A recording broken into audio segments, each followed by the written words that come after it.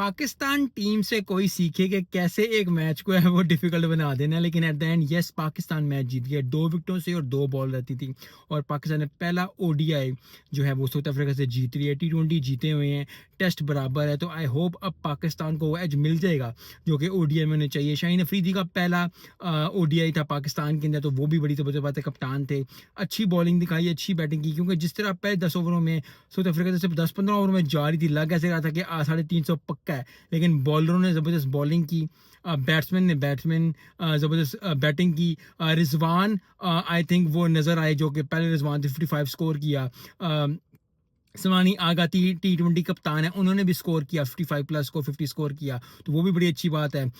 I think बड़ी अच्छी ball होगी बाबर आजम को, और उसके बाद लेकिन कोई एक्सक्यूज़ नहीं है, लेकिन ओवरऑल पाकिस्तान ने एक अच्छी बैटिंग और बॉलिंग परफॉर्मेंस देके ये मैच पहला ओडीआई जो है फैसलाबाद में हो रहा है वो जीत